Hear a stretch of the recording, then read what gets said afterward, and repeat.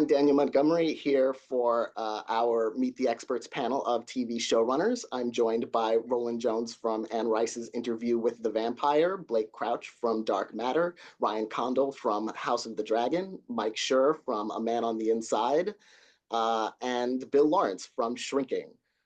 Now, one of the major duties for most showrunners is putting together a writer's room. So what are some of the most important factors to consider when selecting writers for a writer's room and putting together those creative personalities? Let's start with Bill. I didn't want to go first. Look, for me, the bummer and then also a high class problem right now is there's not a ton of production right now, and so when you're putting together a room, there's so many talented people out there that aren't working. That I've never been in this situation. That you're kind of looking at just this huge swath of writers. I think to say the thing that we focus on the most here is a healthy combination of really high level people, so that you can keep kind of the machine running. Shrinking is a good example. There's 4 other people on staff that have created and run their own shows. And that kind of mix with, younger voices, some that have come up through our system and some that we've hired. It's not only kind of a good kind of a dynamic in the room for me not ever feeling too old because there's young people that can explain things to me, but also still kind of a healthy mentorship on the staff, that there's people that can pick up the slack because it's a big job, and I'd be an idiot if I said I was doing it all myself. And still a lot of people around, and I think everybody will say that this matters. It matters to me that there's somebody that comes to work and is like, wow, a TV show. It keeps me from being too jaded and cynical, Ryan? That was a great answer. I mean, I think for me, it's the voice on the page, just trying to find people with a unique and specific voice that somehow feels like it fits into the DNA of this pseudo Shakespearean fantasy show that we're doing. It's hard to find samples that fit exactly into the rubric because you're sort of writing again in this kind of pseudo period dialect, but there is an embarrassment of riches because it's an HBO show, because there are a lot of fans out there of the original that were excited at the opportunity to work on this. So I end up reading quite a bit to get there. But yeah, I think it's as Bill said, I think it's a combination of finding the right levels of experience and then trying to break in new voices that are coming at it from a different angle. Finding people that are fans of the original, that have read the books, and then people who specifically haven't, to just bring people in with a new perspective that are willing to sit there and say, well, no, that doesn't make any sense. What if we did it this way instead? And just trying to hit that, that magical alchemy of a high functioning writer's room. Rolin? Well, don't hire any crazy people. You got to spend time with these people for a little bit. So, good hair. Can they dance? Any crazy sneak in, man? This year was a little weird because we're one of our vampires has decided to become a rock star. Don't ask me. Anne Rice wrote it. So I had to hire 2 singer-songwriters onto our staff this year, which is amazing. It's a lovely perspective and super cool. A little bit of a drag too is that I had to some people who wrote quite well for my first 2 seasons that didn't have a room for them this year, which sucked ass. But on our show, facility for language is helpful, and people are not afraid to find some humor in a very, very dark place, in the same scene, in the same line, that kind of thing. But just no crazies, no assholes, no divas, no crazy people, because they're your family for 6 months. Blake? Yeah, it's weird. I feel like I really come much more from the books and the prose side of things. So I have a lot of weird opinions about the words that actually go on the page. So I look a lot more for the energy of ideas. I like idea fountains, the good, the bad, the crazy. People like that really enriched our room on Dark Matter. And I'm still looking for the beautiful souls that can help write the show. Always looking for that. And Mike? I think it's really about their singular allegiance to me Yeah, above no, I like that. all else. Like I wrote up my own sort of Project 2025 manifesto and handed it out, and it made it very clear that I am what is important in the room, and that all other aspects of their lives should be sublimated to their serving me and what I need. And it's gone very well. It's been a very fun room. I think they're really stepping up in a big way. I have nothing to add. I went fifth in this row, and there's no way that I can You make possibly... everybody answer to the name Mike, or are they allowed to use their own names, man? How do you do I it? give each of them a different name to call me. For sure. And then I get the sense that they're actually calling me something very different behind closed doors. We all had to sign it just to be in the same Zoom room with That's them. right. You all signed the NDAs. You can't say Yeah, anything. yeah. And what are some of your formative influences when it comes to writing for television, or just writing in general? Like, where did you really draw that inspiration coming up? Let's start with Mike this time. Oh, thank you. Greg Daniels, who was running The Office when that was my first sitcom job out here, was essentially my mentor, I would say, in terms of learning how to do the job. And I worked with a lot of excellent writers over the years, and I feel like I've learned something from all of them, regardless of whether they were senior or junior to me at the time I was working with them. I will say, though, that I think besides Greg, I think my number one teacher for writing has been TV. Like I loved comedy when I was a kid. I watched it voraciously. I continued to do that all my life. And I feel like if I have any real kind of advantage over anyone else in this business, it's that I have good recall for TV episodes. So when someone pitches something, I can be like, oh, there was an episode of MASH in like 1971 where they did this story and it was really cool. And here's how it played out. And I really think that just watching TV is what made me a good TV writer, because I have this, I think we all do. We have like an encyclopedic knowledge of the things that we loved that meant something to us. And that matters. It's like you have whatever the number of at-bats you have as a writer, you also have the number of at-bats that you had as a viewer and a person who observed episodes of TV of shows that you loved. And I mean, I've now worked with Ted Danson twice. I've seen every episode of Cheers 4 times, and that helps me when I write for him. It can't help but help me. That's a great answer, man. Thank you. You did. It stole my answer. It was really good. That was great. I love a Cheers trivia thing sometime. We all signed Yeah. it. Yeah, my bad. Blake? Yeah, I mean, on the book side, a huge Michael Crichton fan. I loved how he brought really complex scientific theories and hypotheticals into the public awareness and made those fun. It kind of tricked you into learning things. And I came into this business a very weird way. My first novel that was ever made was Wayward Pines trilogy.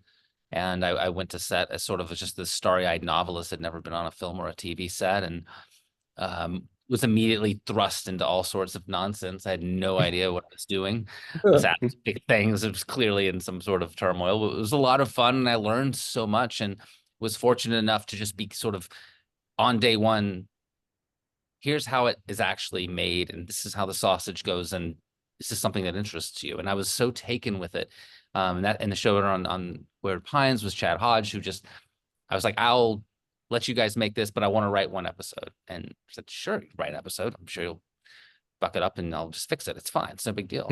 And I just fell in love with the screenplay format. It just really spoke to me. And in a lot of ways, I think a lot of times, you're that first mentor who really shows you behind the curtain, really sticks with you. And that's where I got my way in. Rolin? I was got in through theater. So there's a John Guare play that I really loved, House of Blue Leaves, and there was a David Henry Wong play on Butterfly that was cool. So I was writing some plays.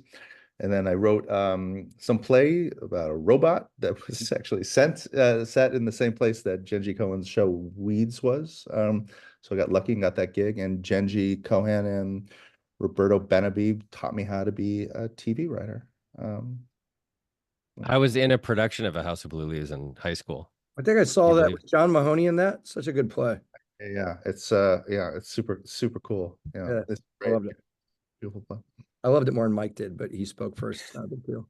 My production is really known as the definitive version, I I think. did not see that. You were like 11, which was a bold play for a 6th grade class to do, man. It was a ridiculous play for a high school to be doing. We had no idea what you were saying. I don't remember a Let me single tell thing you what about I it. did in high school. I did my drama teacher went through that absolute mental breakdown during our the Vietnam Rock Sure. Sure. Grand Tenement November 22nd, which was done by the La Mama Theater, and then 28 years later, a second production at El Camino Real High School, and then End of the World with Symposium to follow. Smash hits, all of them. That's just What a happened to big like comparison, yeah. Guys and Dolls or something, man? Yeah, Like that's this. right. And then Rosencrantz and Guildenstern Are Dead, just as kind of a mid-semester play for people to dig. Oh, sure. God bless you, Deborah Grieve. Maybe the guy I am today. God bless. How about you, Ryan? I kind of grew up on not as a kid, but sort of as my writer brain was evolving. I think it was a combination of the X-Files, The Simpsons, and Deadwood that sort of gave me my foundation as a TV writer, some combination thereof. And then I was lucky enough to get sort of scooped up very early in my TV career / on the dying end of my first attempt to be a feature writer by the great Carlton Cuse, who taught me how to be a showrunner. And I was lucky enough to make two pilots with Carlton.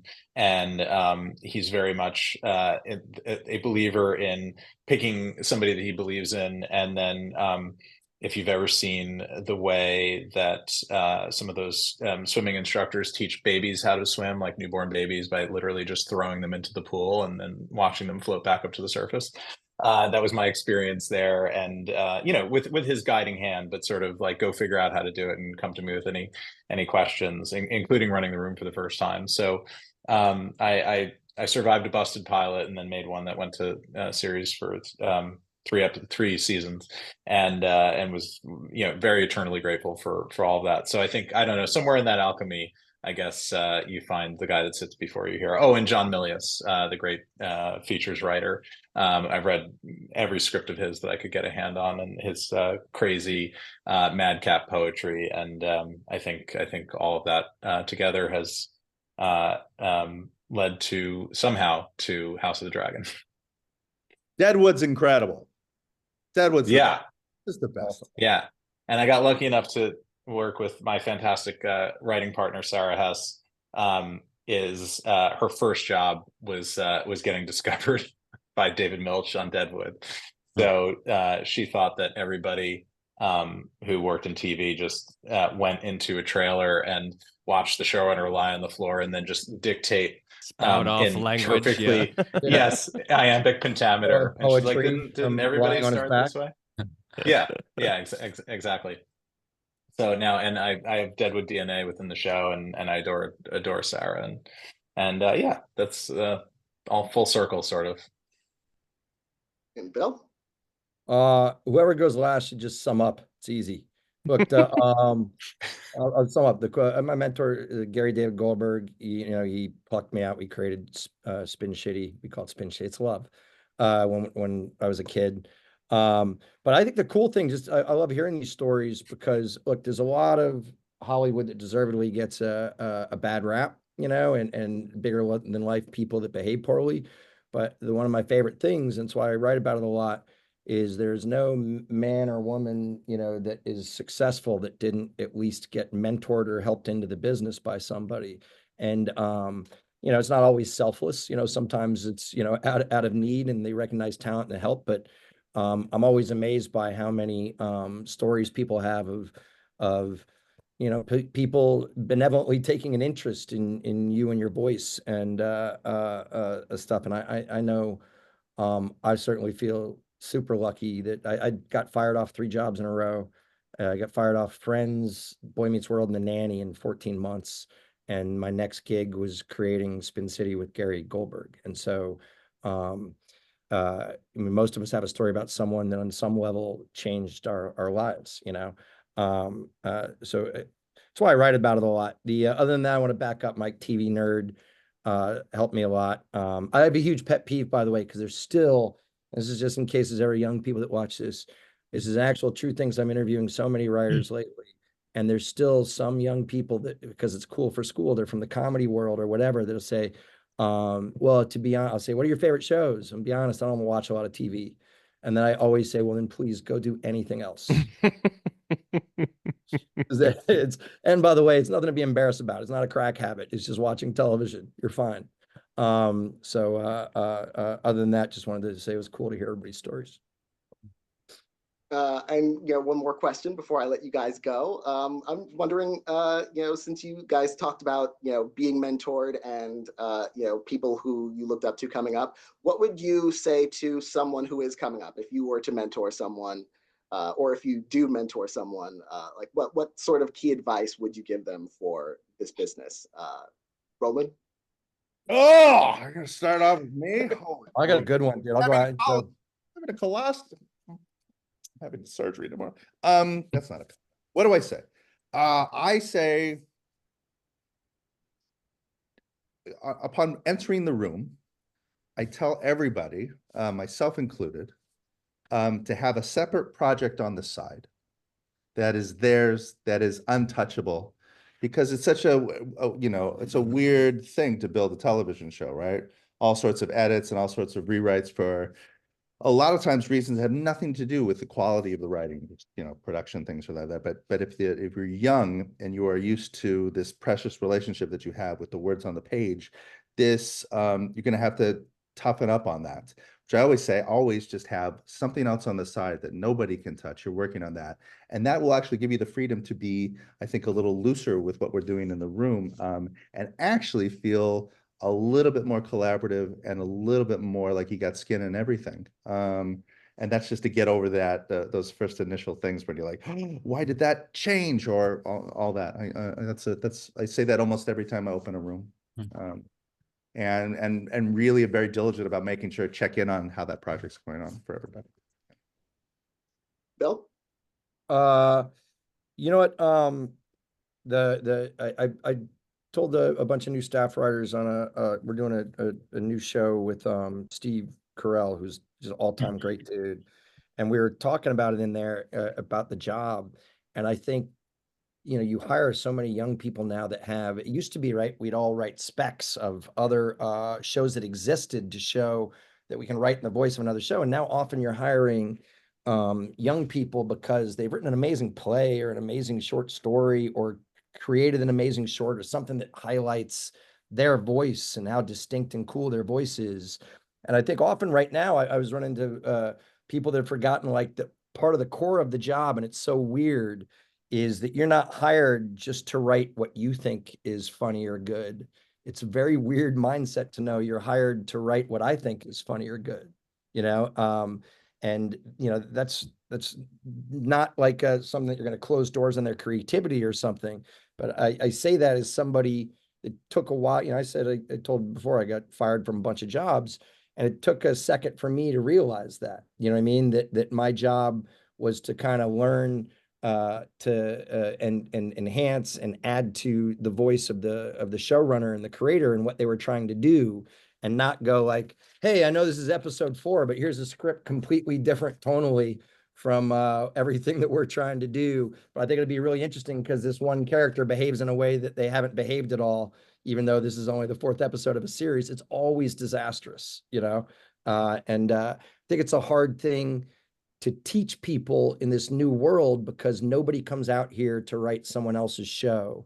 They come out to hopefully one day get to tell their own stories, and it's just a good lesson to give them a heads up for at the start.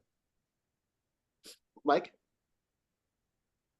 I have a very specific origin story as a writer, which is that I started at SNL and I was so freaked out I was not admitting to myself that I was freaked out, but I was really freaked out to have gotten hired, and I sucked. It was not false modesty. I was quite bad at the job for like a full year, and I was walking to work one day, and as I like headed into 30 Rock, a thought came into my head fully formed, and the thought was, "Oh, I hate my job."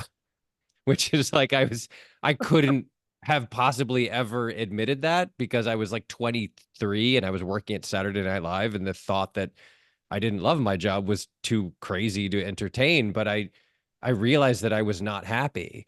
And so out of that revelation came two things. One is I went to therapy for the first time. Shout out to Bill and therapy. Um, and it really helped me, but also I decided that the only way I was going to write anything good is if I got past the sort of like fear and the anxiety of like, will someone like this? Will this be successful? Like all of the ancillary stuff that you can't control. And I was like, all I can control is just if I write something that I think is funny. And if I get fired, I get fired, but at least I'm not going to operate from fear anymore. And so this isn't like maybe the most practical advice, but I always try to tell people like you're only going to write things that are good if you feel like safe and happy and comfortable. And so if something is happening in the room, or if something is happening at the show or in your life that is making you not feel safe and comfortable and happy, you need to work on that, and we need to figure out how to change that, because I really do feel like people are either in like I saw this speaker once who was so smart, and he said that people are either in survival mode or creative mode. You can't be in both. And if you're in survival mode, whatever that means, you just can't be creative. You can't be in a creative place unless you feel like you're safe. So my advice would be A, go to therapy, because everybody should go to therapy, and B would be like figure out how to get into creative mode, which means not worrying or not stressing about anything you don't have to stress about. And obviously it's easier said than done. Like people are in circumstances that vary widely in their lives, and some people can't get out of survival mode for any number of reasons, but to the extent that you can, in order to be creative, you have to feel like internally comfortable. And if you don't, you just won't be your best self. So that's what I always try to tell writers, like, let's figure out how, to the best of our ability, we can put everybody into creative mode and not survival mode. Ryan? These are all such amazing answers. I mean, the advice that I try to give everybody, I think it's similar to sort of what Rolin was saying earlier, is like, this is such an entrepreneurial business. And this is more or less like for the writers working in my room, more for just like people who come to me and say, hey, how do you break into screenwriting, TV writing these days? And I think it's just such an entrepreneurial business, more than it ever has been. You really have to make your own luck in a way. And that doesn't just mean like writing specs. It means like kind of just figuring out, I don't know, go create a comic book, go write a novel, go write a play, and also do all of those things kind of all at once. You just have to, it's not just about sitting down and writing spec after spec. You have to actually kind of try to break through your own pathways and find interesting ways and into getting in that job meeting that you want, or just getting in front of somebody. And more so, I think, now than even when I broke in, 17 years ago, when it felt impossible. I think now, at least there, it felt like there were set pathways to being able to figure out a way to do this job in an entry level position. So now I just think that's the big thing, is just always be an entrepreneur, even when you're on staff in a room. Figure out how to be an entrepreneur in that room and provide the thing that the showrunner isn't expecting you to provide as a young staff writer or story editor or whatever. I think that's the best thing, is just entrepreneurship. And Blake? Yeah, I really loved what everyone has said, especially what Mike was saying. Really connected with me. The idea that creating really comes from joy. It comes, and it absolutely doesn't come from a place of fear. It doesn't come from like feeling like the train is at your back, but unfortunately the train is always at your back in this job, and you have to really find a way to sort of capture that special place where the creativity happens, and separate it away from all of the bullshit. And it's really like two answers, as I feel like such a newbie in the TV writing business. And to come up in the TV writing business, it feels like, well, the way to do that is you figure out how to write like I write, or how Bill writes, or how do you make my job so much easier? There's nothing better than getting a script that comes in. You're like, oh my God, this is great. I don't have to spend the next week Well, figuring. it's like a fantasy. It's like a sex fantasy for me now. Oh, That- it's the best thing. Right. It's what's better? Literally, what is better than that? To look at something and go, we could table this in an hour and a half and be done with it, Yeah. and not work for 2 days and pretend we're working. It's a gift, dude. It's the greatest thing. It's actually almost better than finishing a novel. It's like the best creative experience I've ever had. But that's not the same answer I would give someone who wants to at heart be a storyteller, which is, if you want to be a storyteller, you have to find out what it is that you have to say to the world about it. It's just literally saying, this is how I see the world, to someone else. And that involves introspection, and it involves writing about the things that you're afraid of, being aware of the things that you're afraid of, and being okay being a little bit vulnerable on the page. And I wrote a handful of novels before I really found success. And I really believe that why I eventually found success is because I started writing about the things that were on my heart and that were scary to write about, but those connected to people in a way that my other stuff hadn't, because I was okay being vulnerable. But it's been such a pleasure to listen to all of you gentlemen and talk about this stuff. It's just, wow. Thank you. Especially you, Mike. I'm There you go. annoyed because I don't even feel like I came in the top 5. I think Daniel did better than me. So upsetting. Well, I want to thank all of you too. It's been a pleasure listening to all of you discuss the work you do and the craft of it. And you all make such different work, which is one of the most exciting things to hear about such a diverse array of shows. So thank you guys so much, and it's been a pleasure. Watch these shows; they're all very good. Thanks, guys. Thank you, Thanks, guys. everybody.